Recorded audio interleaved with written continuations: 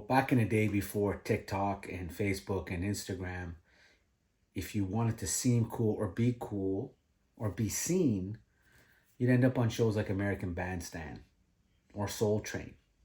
There you would strut your stuff, and I can only assume brag to all your friends at school afterwards that you were one of the featured dancers and how very, very cool you were. I mean, take this guy as an example.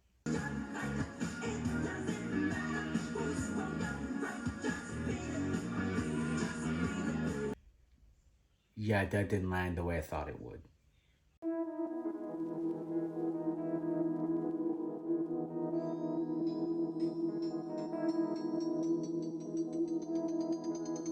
Hello there, and welcome back to Fumbling Through the Galaxy. I'm your host, Severus Snape.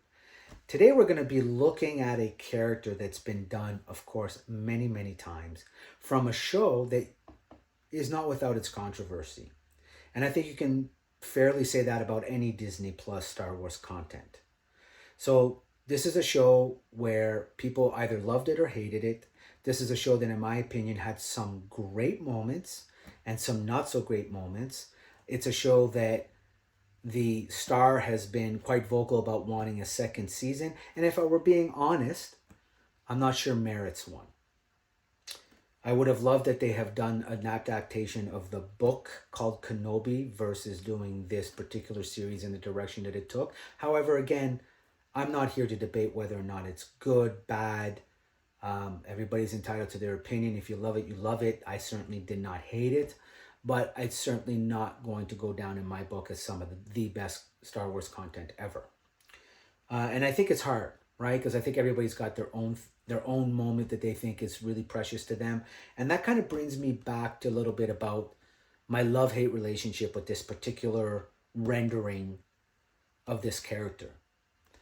This moment in the Obi-Wan show was completely stolen from what I think is one of the greatest moments in all of Rebels, which is the Twilight of the Apprentice arc, where Ahsoka meets Anakin again and realizes that under all that twisted metal and that evil, there is no more Anakin. There's only Vader.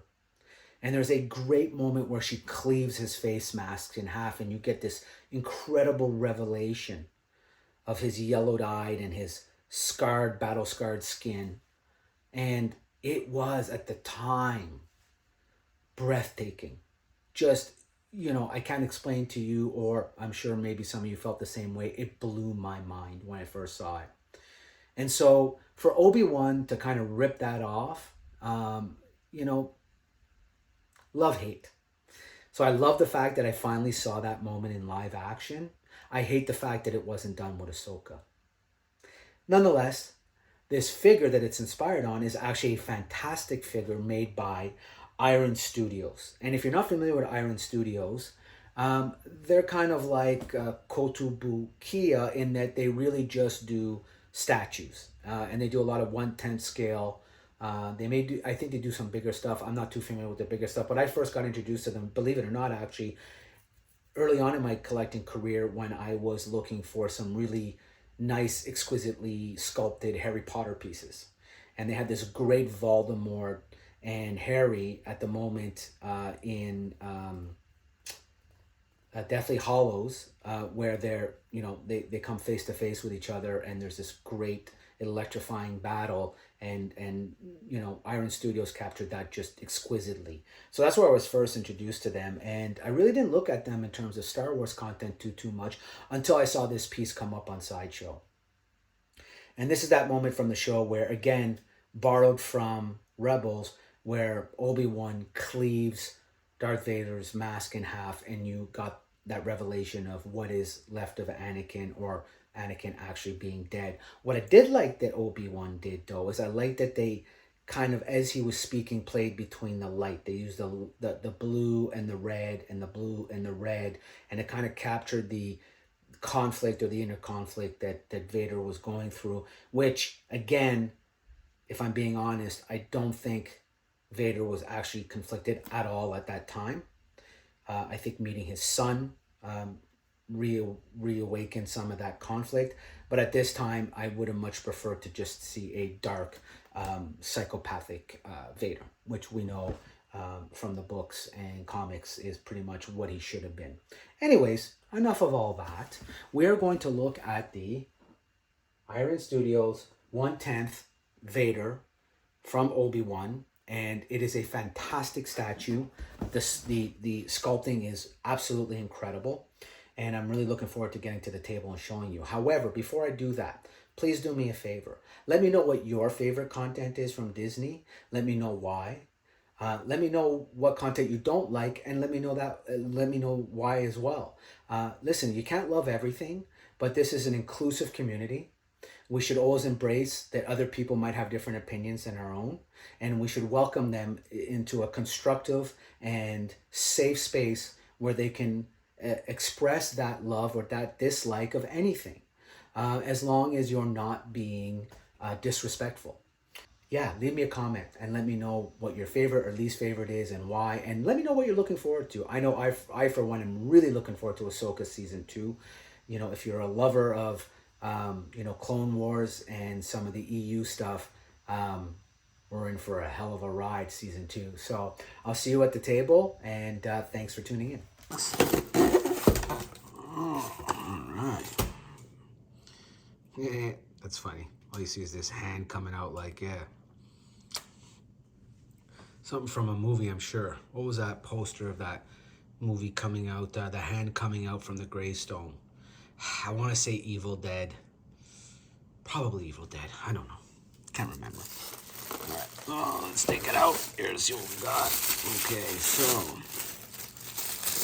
this wonderful base. It's kind of cool. Iron Studios Darth Vader. BDS art scale 1/10. Disney Plus, starwars.com. Made in China. Well, I'm sure we all have different feelings about where stuff is manufactured. I know I, for one, would rather my stuff be manufactured domestically, but, that's just me. All right, let's take a look at the actual statue. Okay. Actually feels pretty light, to be honest. It doesn't have a lot of weight to it, so this is really in keeping with that. What did they call that? Some sort of polystone? What did they call this? Let me see. There's a box day. Yeah, polystone statue. So, okay. So, oh, I like the texture though. So, obviously we've got the clip for the base. Let's take a look at his. Nice. So you got the gouge there, lightsaber in his unit. Articulation on the hand seems pretty good. The texture is great though. I mean, really, really, really great texture. You can feel every line. Even the cape has a great texture. Cape feels really nice. Oh, here's a nice little piece right there. No, this is not the Headless Horseman. Oh, that's really nice, actually. Yeah, it's really neat. Okay, wow. So that's where he goes, and so he is obviously meant to go into here. So let's put him in and see where you're at. And there we go. All right, nice snug fit. Not difficult at all to put in. And again, the base, the rocks, great texture. Really, really good texture. I'm gonna have to brush off some of this. Don't even have to. There you go. Little human air. So, love the dynamic action in this though, right? I mean, that's, to me, if, statues or any kind of figure, when you get that kind of, and I think, Toy Games and Yojo Jerk and Disavowed and Legend Series, they all do this great show called Monday Night Rod, and also the Mega Powers podcast on Thursdays, or what is that, YouTube cast. They really often speak about, kind of these cloth good capes and, a lot of companies needing to get into cloth goods and stuff. And, sometimes they're hit, they're miss. But, I do agree with them and especially with Toy Games when he talks about the importance of having, you know, really nice textured capes. And this is just really, really, really nice. And so, you know, I'll give it to Iron Studios on that. There's the eye. So, I mean, you can really see the texture. Kind of see right through the helmet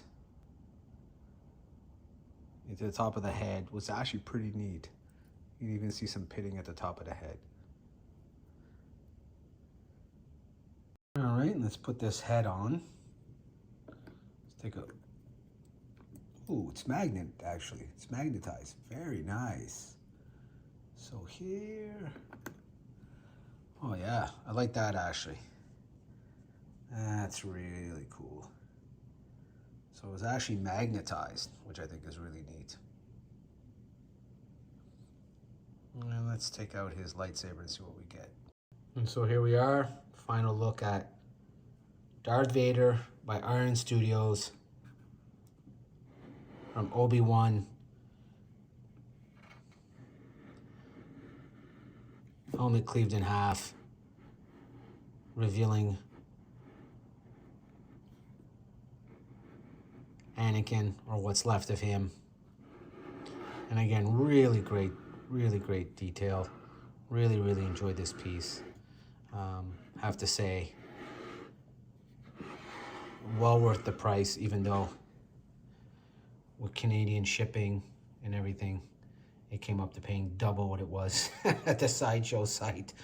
Sideshow, you kill me. But, I mean, goddamn, how can you not jump on pieces like this? So that's it. I hope you all enjoyed it. Please leave a like, leave a comment. Let me know what you think. Let me know if you enjoyed the video. And see you on the next one.